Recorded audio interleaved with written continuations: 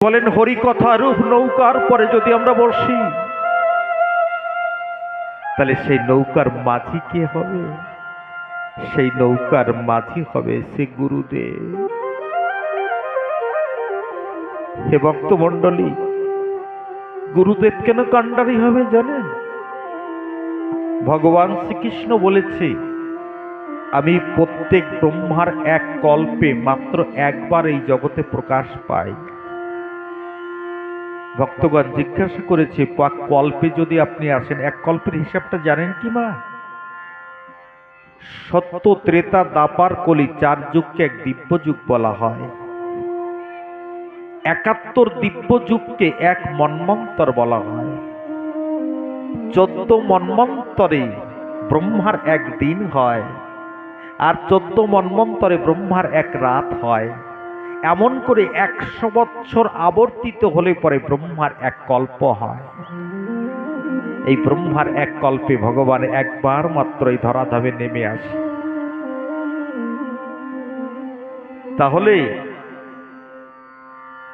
যদি একবার মাত্র ধরাধামে নেমে আসে, তাহলে ধরাধামকে রক্ষা করবে কে মা? গুরুদেব আমাকে রক্ষা করবেন মা। কেন জানেন? জীবেরও নিস্তার লাগি নন্দ সুত হরি, ভুবনে প্রকাশ হন গুরু রূপ ধরি। তাহলে আমরা গুরুকে, গুরু সেই ভগবানের শ্রীকৃষ্ণের প্রতিনিধিত্ব করে এই জগতে। তাই গুরুর কাছে যদি আমরা শরণ নিতে পারি, গুরুর কাছে যদি আশ্রয় করতে পারি, জীবনের কাণ্ডারে যদি আমি গুরুকে তৈরি করতে পারি, জীবনে যদি আমার গুরুদেবকে আমার কাণ্ডারি করতে পারি, আমার নৌকার এই দেহ নৌকার কাণ্ডারি যদি আমি গুরুদেবকে করতে পারি, একদিন অনার সেই সমুদ্র থেকে পাড়ি দিয়ে আমি গোবিন্দের রাতুল চরণে গিয়ে পৌঁছাতে পারব। তাই আমি প্রথম ভাগবতে প্রবেশ করার পূর্বে সবাইকে একটা সচেতন করে যাচ্ছি। বা তবে একটা কথা শুনেছেন, দলমত নির্বিশেষেই আমি কথা বলবো আপনাদের সান্নিধ্যে। যে যেখানে আশ্রয় নিয়েছেন, যে যার কাছ থেকে দীক্ষা মন্ত্র পেয়েছেন কিনা, সে তাকেই কান্ডারি করবেন। সদ্গুরু ভিন্ন এই জগতে কোনোদিন ঈশ্বরের দরবারে পৌঁছানো যায় না। সদ্গুরু ভিন্ন কোনোদিন ঈশ্বরের দরবারে পৌঁছানো যায় না। এবং কথারূপ নৌকার পরে বসে শ্রী গুরুদেবকে কান্ডারি করে একদিন ভব নদী পাড়ি দিয়ে যাবে। আমাদের কলিহত মানুষের জন্য 100 বৎসর নির্ধারিত করা আছে পরমায়ু, জানেন? সত্য যুগে 1 লক্ষ বছর মানুষ বাঁচত, ত্রেতা যুগে 10,000 বৎসর বাঁচত, দাপার যুগে 1000 বৎসর বাঁচত, কলি যুগে 100 বৎসর। সেই 100 বৎসরের ভিতরে আমরা কেউ পাড়ি দিতে পারি না বাবা। কেন পারি না জানেন? যে সংসার সাগর বললাম, সেই সংসার সাগরের ভিতরে 6টা তরঙ্গ আছে। শুনে যান মা, আপনারা মনে রাখার চেষ্টা করবেন। আবার কত কোনোদিন আপনাদেরকে রাধারানী পাঠাবে, সেই দিন আসবো আপনাদের সঙ্গে সাধু সঙ্গ করবার জন্য। হরিনাম কৃষ্ণ কথা হরি কথা নিয়ে আসবার সৌভাগ্য হবে, সেদিন আসবো। তবে একটু হৃদয়ে মন্দিরে লিখে নিয়ে যাবেন এই 6টা তরঙ্গের নাম। প্রত্যেকটা মানুষ এই জগতে সংসার সাগরে যারা আছে, প্রত্যেকের ভিতরে এই 6টা তরঙ্গের ভিতরে তাকে পাড়ি দিয়ে যেতে হয়। বলবো মা কি 6টা তরঙ্গ? প্রথম 2টো তরঙ্গ শুনুন। জন্ম মৃত্যু। যদি কেউ এই জগতে জন্মগ্রহণ করে, মৃত্যু তার অবশ্যম্ভাবী। 2টো হলো মা। আর 2টো কি? ক্ষুধা তৃষ্ণা। ক্ষুধাও আছে সংসারের ভিতরে, তৃষ্ণাও আছে। আর 2টো কি? জরা বার্ধক্য। এমন কোনো ব্যক্তি নেই জগতে, সাধু মহন্ত থেকে শুরু করে পঞ্চভৌতিক দেহ যারাই পেয়েছেন কিনা, তাদের জরা বার্ধক্য আছে, তাদের বৃদ্ধ হতে হবে। প্রত্যেক একদিন শৈশবকালে ছিলাম, সেখান থেকে কৈশোরে এসেছি, সেখান থেকে যৌবনে পা দিয়েছি, যৌবনের রসরঙ্গে রসকেলিতে জীবন উচ্চাপিত হয়ে চলছে, ধীরে ধীরে ক্ষীণ হতে হতে হতে হতে একদিন বার্ধক্যের দিকে এগিয়ে যাচ্ছি। কিন্তু কি হয় জানেন, আমরা সেই 6টা তরঙ্গের মাঝখানে যদি সুদক্ষ মাঝি হয় জগতে, যত বড় তরঙ্গ হোক না কেন আপনার তরি ডুবে যাবে না কোনোদিন। যদি সুদক্ষ মাঝি হয়, অর্থাৎ সদ্গুরুর আশ্রয় যদি আপনি নিতে পারেন, তার মার্গদর্শন দেওয়া পথে যদি আপনার ব্যক্তি জীবন গঠন করতে পারেন, আমি গ্যারান্টি দিয়ে যাচ্ছি এই ভাগবত ব্যাসপীঠে বসে তার তরি কোনোদিন ডুবে যাবে। তার তরি একদিন অনায়াসে সমুদ্র তরি ভেদ করে একদিন গোবিন্দের রাতুল চরণে গিয়ে পৌঁছাবে। বলো রাধে রাধে রাধে।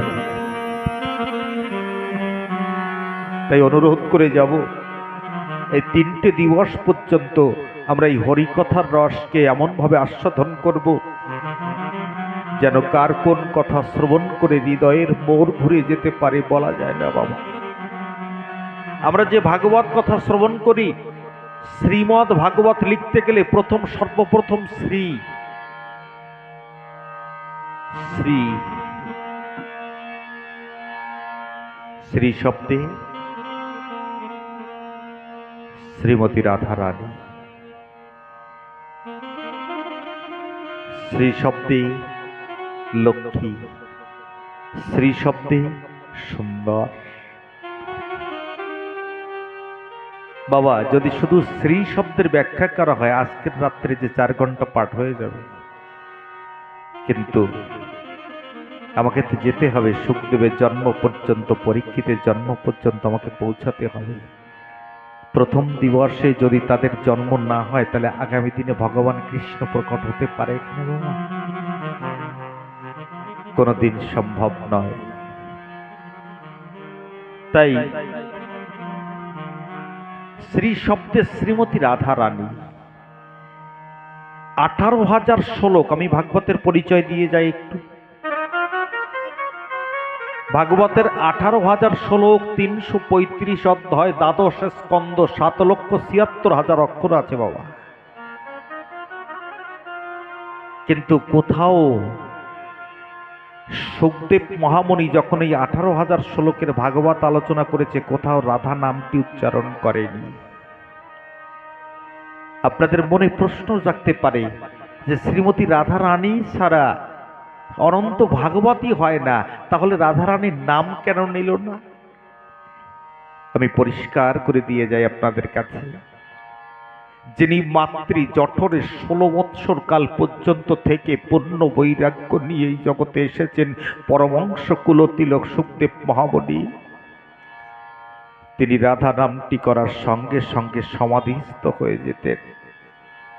বলুন না, আমি আপনাদেরকে কথা শোনাতে এসেছি, এখানে যদি আমি সমাধিস্থ হয়ে যাই, কথা শোনাতে পারবো বাবা? তাই পরীক্ষিত মহারাজকে যিনি কথা শুনিয়েছিলেন, ভুল করেও শ্রীমতী রাধা রানীর নামটি গ্রহণ করেনি। যদি রাধা নামটি উচ্চারণ করার সঙ্গে সঙ্গে সুখদেব মহামুনি সমাধিস্থ হয়ে যাবে, তাই ভুল করেও রাধা রানী ব্রজেশ্বরী, রাসেশ্বরী, রাসবিহারী এমন করে ইঙ্গিত করে শ্রীমতী রাধা রানীর নামটি নিয়েছে, প্রকাশ্যে রাধা নামটি গ্রহণ করেনি। পরমহংস কুলতিলক সুখদেব মহামুনি, আমি কোটি কোটি প্রণাম জানাই তার রাতুল চরণে, যিনি গোলক বৃন্দাবনের সুখ পাখি রূপে বিরাজমান হয়েছিলেন। আমার ভগবান শ্রীকৃষ্ণ শ্রীমতী রাধা রানী এই কৃষ্ণ কথা বলবার জন্য গোলক বৃন্দাবন হতে আমাদের এই মর্তধামে পাঠিয়ে দিয়েছে। বাবা জয় বাবা। আজ সর্বপ্রথম শ্রী শব্দে শ্রীমতী রাধা রানী, আমার চৈতন্য মহাপ্রভু এই ধরাধামে নেমে এসেছিলেন। রাধা অঙ্গ কৃষ্ণ অঙ্গ মিলিত রূপ শ্রী গৌরাঙ্গ সঙ্গে নিয়ে সাঙ্গপাঙ্গ হরিরাম বিলায়। হায়রে কি তার রূপ মাধুর্য, হার মানে ওই চন্দ্র সূর্য, মায়ার কুচ ঝটিকা কাটে যাহারি কৃপায়। এসো প্রভু নিত্যানন্দ, তুমি যোগাও নিত্য আনন্দ, কাম কামনা করে বন্ধ কর প্রেম উদয়। বন্দি অদ্বৈত চরণে গদাধর শ্রীবাস স্মরণে, পঞ্চতত্ত্বের জীবন গুণে জীবন কর ধন্য। ঢালিয়া করুণা বাড়ি তপ্ত মরু সিক্ত করি, যেন বলে হরি হরি হয়ে দিন তন্য। কত বড় তন্য তার মূর্তি নিয়ে আমার চৈতন্য মহাপ্রভু ধরা দামে নেমে এসেছিলেন। তিনিও রাধা নামটি করতে পারেনি, রা রা রা রা বলতে বলতে ধুলায় দূষণিত হয়ে যেতেন। তা বলার অবকাশ কোনদিন আমার চৈতন্য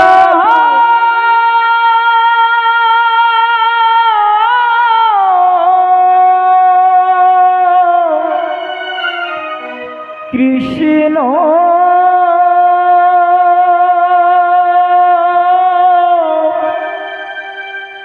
কৃষ্ণ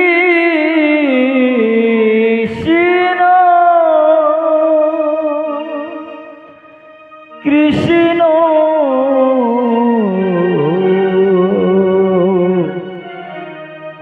কৃষ্ণ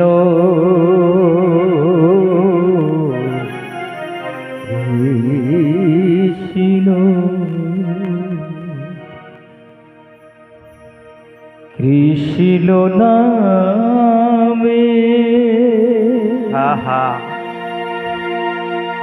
কাঙাল আমি,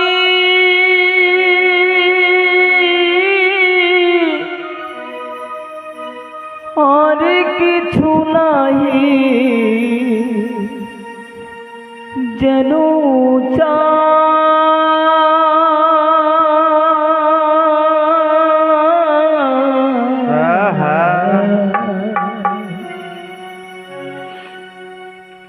আর কিছু নাহি যেন হ্যাঁ কৃষ্ণ বলি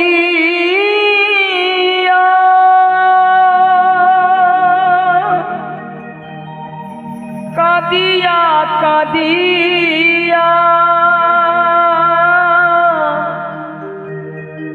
নয়ন জল যেন বুক ভাষা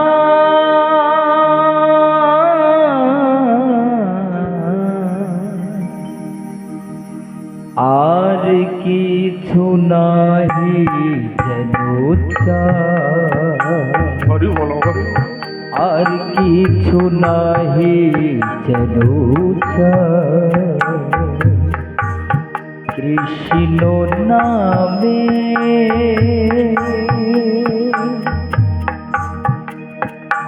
কাঙাল আমি,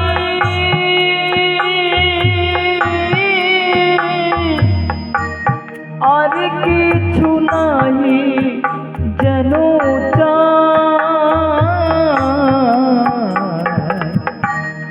আর কিছু নাহি যেন আর কিছু নাহি যেন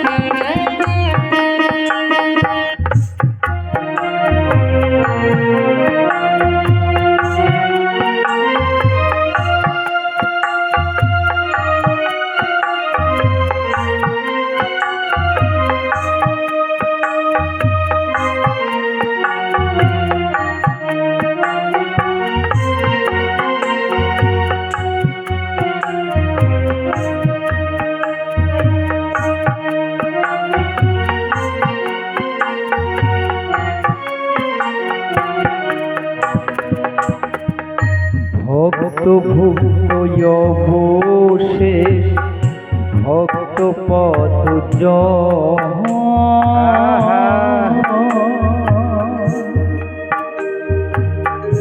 ভক্ত চরণ ধুলি আমার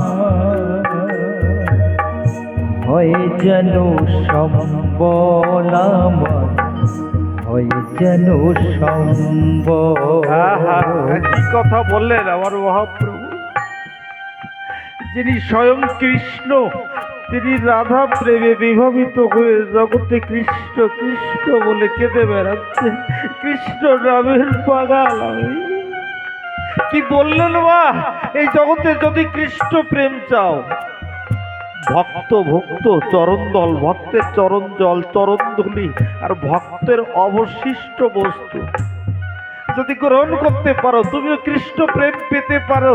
আর কৃষ্ণ কৃষ্ণ বলে আমার মহাপ্রভু তারা কৃষ্ণ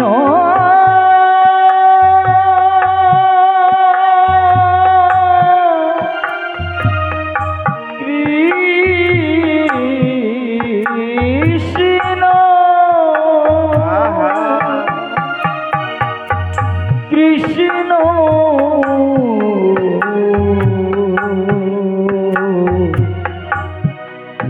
কৃষ্ণ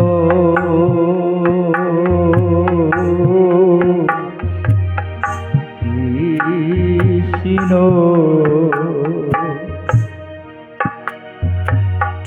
ভক্ত স্বর্ণে কৃষ্ণ নামে হইব পাগল, ভক্ত অঙ্গ পরশিয়া হইব শীতল, আমি হইব শীতল।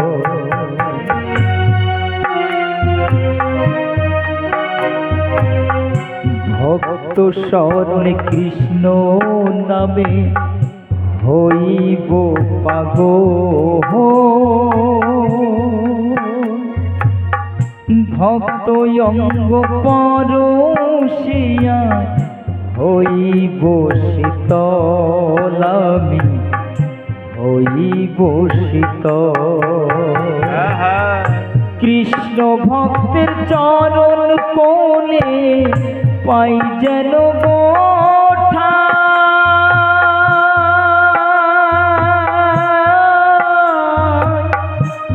আর কিছু নাহি যেন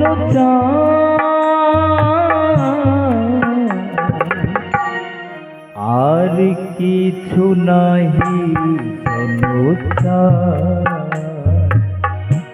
আর কিছু নাহি যেন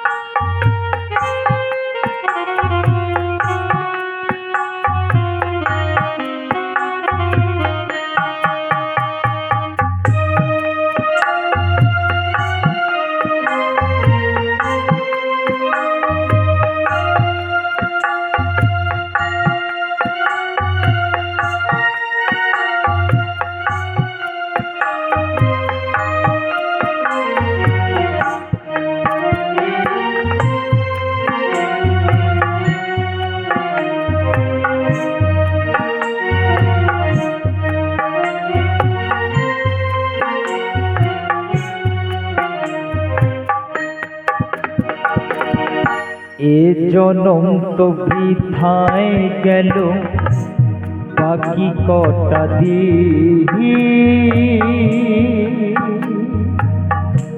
ভাবিতে ভাবিতে আমি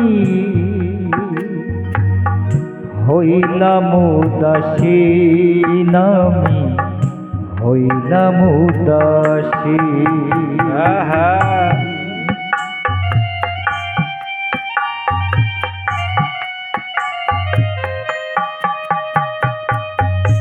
এ জনম তো বৃথায় গেল, বাকি কটা দিহি ভাবিতে ভাবিতে আমি হইলাম উদাসী, আমি হইলাম উদাসী। সত্যানন্দ বলে আমার আর তো গতি না,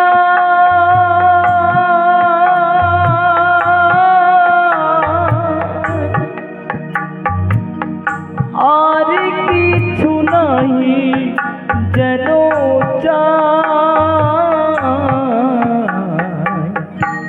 আর কিছু নাহি যেন চাই, আর কিছু নাহি যেন চাই। কৃষ্ণ নামে কাঙাল আমি,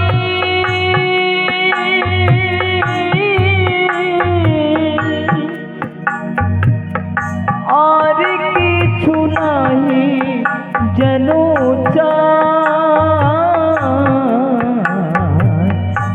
আর কিছু নাহি যেন চাই, আর কিছু নাহি যেন চাই। হা কৃষ্ণ বলিয়া কাঁদিয়া কাঁদিয়া, হা কৃষ্ণ বলিয়া কাঁদিয়া কাঁদিয়া, নয়ন জল যেন বুক ভাষায়,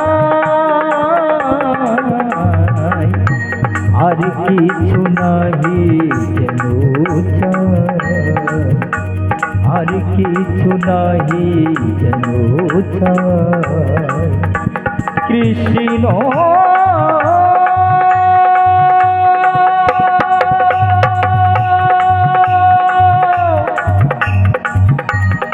কৃষ্ণ